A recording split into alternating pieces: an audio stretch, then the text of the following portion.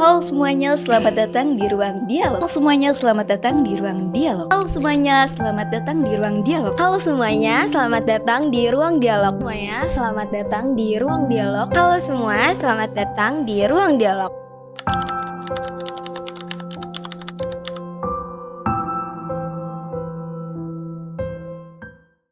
Assalamualaikum warahmatullahi wabarakatuh. Hai teman-teman Ruang Dialog. Perkenalkan, aku Sharon Regita, host baru dari Ruang Dialog. Dan aku gak sendiri karena aku bersama Aku Hafiza Zahira, dan kita yang akan menemani kalian di episode-episode selanjutnya. Stay tune terus di podcast Ruang Dialog bersama kita. See you. Setiap suara berarti, setiap dialog bermakna. Assalamualaikum warahmatullahi wabarakatuh. Halo semuanya, selamat datang di Ruang Dialog bersama aku Sharon Regita. Dan kali ini aku gak sendiri karena di depan aku ini udah ada tamu yang ganteng, yang mungkin ciwi-ciwi ini pasti akan nonton sampai akhir nih. Halo Kak Lutfi. Halo Kak. Boleh dong dikenalin dulu Boleh, ke boleh. teman-teman yang ada di rumah nih, karena katanya kalau Kak tak kenal maka harus kenalan. Oke, bukan tak sayang ya? Bukan, Oh, harus bukan. kenalan. Oke. Aku izin perkenalkan diri kali ya. Boleh. Oke. Assalamualaikum teman-teman, perkenalkan nama aku Lutfi. Aku Abang Wakil 2 Kota Tangerang Selatan dan saat ini aku sekolah di SMA Waskito kelas 2. Dan kebetulan aku baru ofisial umur 17 tahun, Asik, Kak. berarti baru Baru. 17 nih ya. Benar, baru. Tadi kamu sekarang jadi wakil Abang Tangsel ya. Benar. Itu mulai dari kapan itu? Audisi pertama dan audisi 2 kemungkinan 2 bulan lalu sih, Kak. Tapi untuk gap pembinaan itu setelah audisi 1 dan 2 itu 3 harian. Berarti kalau proses akhirnya tuh apa namanya? Kalau di akhir Grand final ya? iya. Grand final lah. Grand finalnya itu 1 November, Kak. Oke. Kebetulan 1 bulan ya? Berarti baru banget. Iya, baru ya. banget. Baru banget jadi netes gitu. Betul Iya. banget. Tadi kamu kan kayak katanya masih 17 tahun. Benar. Kenapa kamu pengen jadi Abang Tangsel? Apa motivasi kamu untuk jadi Abang Tangsel? Wah. Jujur Apa tuh? motivasi terberat aku karena ekonomi sih, Kak. Karena emang latar belakang aku kan emang bukan keluarga yang mampu-mampu itu kan. Maksudnya kurang mampu gitu. Dan saat SMP juga aku lagi di titik yang bener-bener di bawah. Karena kan emang pas SMP juga masa-masa COVID kan. Jadi ekonomi keluarga aku bukan keluarga aku doang. Pasti semua di dunia ini pasti lagi down. Betul. Dan aku di saat SMP aku nyari jati diri mungkin ya. Aku memposisikan aku pengen mencoba banyak hal. Dan dimulai dari aku ikut casting. Terus juga paskibra juga alhamdulillahnya aku lolos menjadi paskibraka. Dan alhamdulillah aku nemu Abang Tangsel ini. Dan aku sadar kayaknya Abang Tangerang Selatan ini menjadi wadah atau jembatan aku untuk mengkampanyekan isu anak nih, Kak. Karena emang kebetulan aku dari background juga organisasi Forum Anak Kota Tangerang Selatan kan ya, Kak. Seperti itu sih. Jadi alhamdulillah faktanya emang akhir-akhir ini aku banyak ikut forum pemerintah tentang isu itu sih, Kak. Oke, jadi kayak motivasi kamu tuh awalnya karena kamu masih mencari jati diri ya. Benar. Dan akhirnya jadilah Abang Tangsel. Alhamdulillah. Berarti tapi kan jadi Abang Tangsel itu setahu aku banyak banget ya proses seleksinya, dan itu kayaknya gak mudah deh. Karena Nggak kan mudah. itu dari berapa ribu orang yang akhirnya sekarang jadi kamu gitu. Menurut Alhamdulillah. kamu tantangan terbesar saat proses seleksi sampai terpilihnya menjadi Abang Tangsel itu apa sih? Oke, dari audisi pertama dan audisi kedua mungkin waktunya sih, Kak. Keterbatasan waktu. Aku dari audisi pertama dan audisi 2 itu gapnya itu lumayan kecil ya untuk aku belajar itu, dan kepembinaannya juga gapnya menurut aku kecil juga. Tapi alhamdulillahnya aku bisa bagi waktu, Kak. Tapi emang kesulitan terbesar membagi waktu dengan sekolah sih Kak, seperti itu. Betul. Karena kan tadi kamu bilang juga kan kalau misalnya kamu ikut kegiatan-kegiatan lain kayak Hmm. Paskibra dan Forum Anak Tangsel. Tadi kamu udah mention sedikit tuh kalau misalkan salah satu tantangan terbesar kamu itu bagi waktu. Ini Bagi aku waktu. pas banget sama aku yang penasaran aku. Mm-mm. Aku penasaran banget gimana kamu bagi waktu dengan kegiatan kamu sekolah, Paskibra, ikut forum-forum lainnya dan menjadi Abang Tangsel yang kayaknya kalau misalnya kita lihat media sosialnya Abang Node Tangsel tuh banyak ya kegiatannya. Bener. Gimana cara kamu Bener bagi banget. waktu itu? Oke, aku mungkin membagi waktunya lebih ke yang mana yang paling urgent sih Kak. Kebetulan kan pada saat itu aku emang lagi ikut audisi Abang None Tangsel. Dan emang kebetulan pembinaan itu 1 bulan. Yang dimana itu wajib hadir dan kalau nggak hadir ya ngaruh ke nilai gitu. Mungkin aku memprioritaskan Abang Nona ini dibanding yang lain, maksudnya bukan nganu tanggung jawab aku Iya. ya, tapi lebih ke aku minta tolong ke teman-teman aku, komunikasiin gitu. Seperti itu sih Kak. Jadi tips tuh buat anak teman-teman yang nonton di rumah kalau misalkan punya kegiatan banyak ya cari yang paling prioritas dulu Bener. gitu. Ini kalau misalkan kamu kan sama nih, kayaknya kita seumuran ya. Kita bedanya 1 tahun. Enggak dong. Iya. Paling kita beda dikit doang. Nggak apa-apa, Kita nggak sama-sama Gen Z.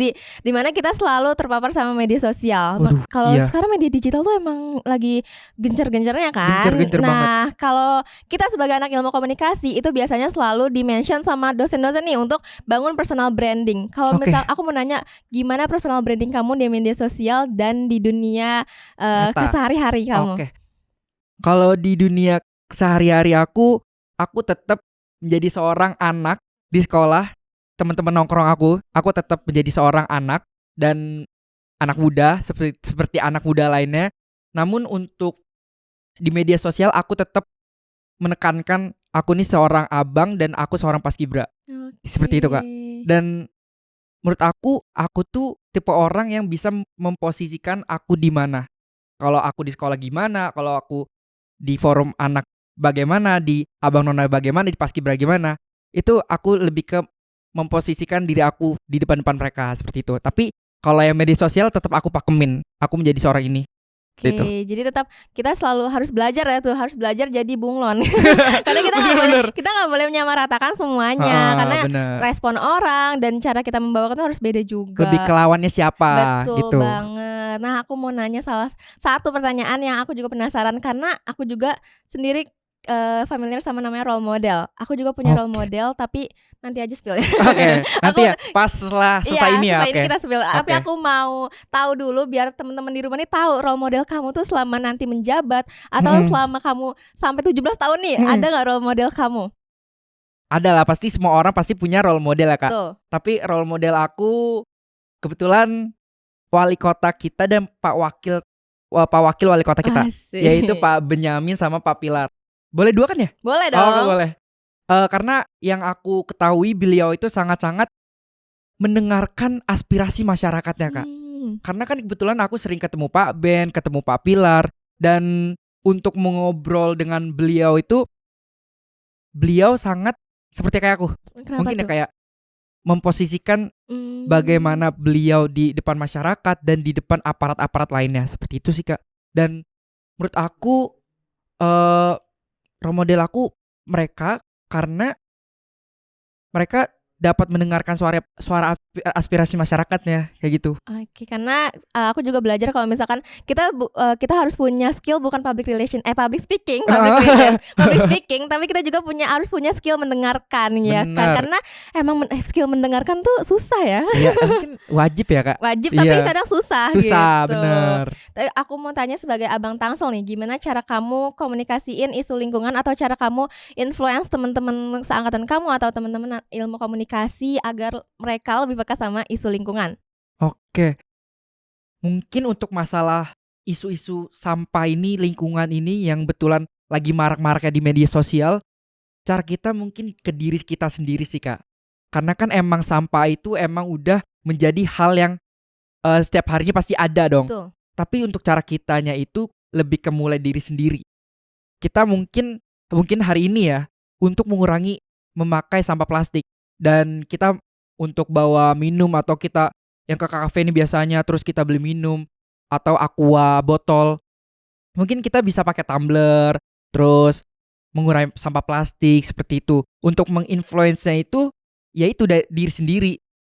Kalau kita kan mungkin ya cara kita menginfluence merekanya itu dengan cara kita memberitahu yang benarnya, atau yang mungkin kita yang lebih tahu tentang ahlinya di bidang tersebut, mungkin memberitahu ke mereka-mereka yang belum tahu, mengedukasi, seperti itu sih Kak. Mungkin kalau misalkan aku tambahin dikit, mungkin kalau misalkan cara kamu sebagai Gen Z itu lewat nongkrong bareng. Iya. Kamu sambil nongkrongnya tapi nggak cuma yang ngobrol biasa, Iya. tapi kamu Sambil edukasi juga temen- dengan cara bahasanya juga kan, bahasa yang merekanya gimana gitu. Betul. Dan satu lagi tuh biasanya konten. Kayak anak-anak ini tuh kreatif ya. Bener, Kontennya tuh kreatif dan Bener. bisa ditonton tuh. Bener. Oh iya, Biar enak dilihat betul juga ya gitu. banget. Tadi udah ngomongin sedikit kamu spill tentang masalah sampah di Tangsel. Itu apa sih tanggapan kamu sebagai abang Tangsel tentang isu ini? Oke. Menurut aku atau isu-isu ini benar-benar penting banget untuk kita diskusikan, karena menurut aku sampah ini kan harus menjadi prioritas kita untuk kedepannya, Betul. untuk kita keberlangsungan hidup. Menurut aku kita sebagai anak muda tetap harus menginfluence berita-berita akhir-akhir ini, karena pemerintah juga sedang mengkoordinasikan dan sedang mengupayakan isu ini di TPC Pecang ini kan. Dan kita sebagai anak muda benar harus pilih-pilih lah info-info berita tersebut. Dan aku sebagai abang Tangerang Selatan pengen bilang ke anak mahasiswa, anak ilmu komunikasi, karena kan aku tahu anak ilmu komunikasi itu memiliki komunikasi dan media yang kreatif kan Betul. Kak. Dan aku sebagai abang Tangerang Selatan menjadi jembatan atau wadah mereka untuk menyuarakan ke masyarakat. Iya. Oke, tapi dengan tadi kamu bilang kalau kita harus tetap memilah-milih apa yang kita cerna gitu. Bener. Kita jangan sampai terprovokasi. Bener, hal-hal jangan yang- terprovokasi, bener banget. Betul. Jadi kayak ya udah tunggu aja, karena kita masyarakat pemerintah kita udah ngelakuin yang terbaik untuk Bener. kita ke depannya. Bener banget. Jadi tenang aja ya. Betul. Jadi tenang aja teman-teman di rumah, jangan terprovokasi. Iya, Gitu. jangan terprovokasi. Nih aku mau nanya lagi nih, gimana sebagai abang Tangsel, apa sih peran kamu dalam mengajak mahasiswa ilmu komunikasi dalam meningkatkan kesadaran generasi muda akan isu-isu lingkungan? Jadi bukan isu-isu sampah aja ya, tapi gimana cara kamu menggerakkan abang-abang ini, ya, ini yang mahasiswa-mahasiswa ini tuh lebih peka terhadap isu lingkungan. Yang seperti aku udah bilang tadi ya Kak, aku menjadi jembatan untuk anak mahasiswa ilmu komunikasi untuk kita turun ke lapangan bareng-bareng. Intinya kita berkolaborasi yang untuk turun ke lapangan. Yang aku tahu kan emang anak mahasiswa ilmu komunikasi ini memiliki komunikasi dan media yang kreatif. Dan aku sebagai abang Tangerang Selatan menjadi jembatan atau wadah untuk kita terjun bareng-bareng. Seperti itu Kak. Oke, nah ini aku ada pertanyaan. Kalau misalkan kamu bisa meminta setiap warga, atau kamu bisa jadi dalam tanda kutip kamu punya kuasa banget nih untuk orang-orang tuh ngikutin yang kamu omongin gitu. Apa satu hal sederhana yang bisa dilakuin warga, khususnya warga Tangsel dan mahasiswa ilmu komunikasi hari ini untuk menjadikan kota Tangerang Selatan ini lebih baik? Oke. Stop gunain plastik. Iya. Iya kan? Kita pakai tumbler. Mulai hari ini kita pakai tumbler dan kurangi sampah plastik sih Kak. Kayak kita mungkin ke supermarket kita pakai tote bag yang kain, atau bisa banget nih kita plastik ini mungkin kita ubah menjadi hal yang bermanfaat. Betul. Seperti itu. Jadi kita daur ulang ya. Iya, jadi kita nggak daur terbuang ulang. sia-sia gitu. Bener. Itu sih Kak. Oke, tadi kita udah ngobrol banyak. Aku pengen tanya lagi, ini pertanyaan dari aku ya. Aku pengen nanya, Boleh. setelah kita ngobrol tentang ngomongin mahasiswa ilmu komunikasi juga, cara kamu sekarang, kamu udah ada di Abang Tangsel, dimana kamu tuh berarti udah familiar banget sama ilmu komunikasi, sama public speaking. Ada nggak sih kamu ketertarikan untuk masuk ilmu komunikasi?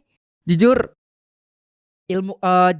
komunikasi, mungkin komunikasi ini kan menjadi hal yang sudah biasa kan. Setiap harinya mungkin kita ngobrol sama keluarga, teman, pasti komunikasi kan. Betul. Cuman benar-benar aku memiliki keterkaitan untuk ikut, maksudnya aku terjun ke ilmu komunikasi itu untuk menjadi lebih baik kali ya Kak. Oke, jadi kalau misalkan kamu dikasih kesempatan untuk masuk UMJ, masuk ilmu komunikasi, kamu oke banget, gas gitu. Gas banget karena kebetulan aku juga SMP di SMP Muhammadiyah Serpong. Oh, jadi udah Bener. satu ya. Jadi Bener. jadi kamu tinggal melanjutkan ke Bener, sini. bener, bener. Jadi kita langsung calling-callingan masuk ke ruang dialog nih nanti.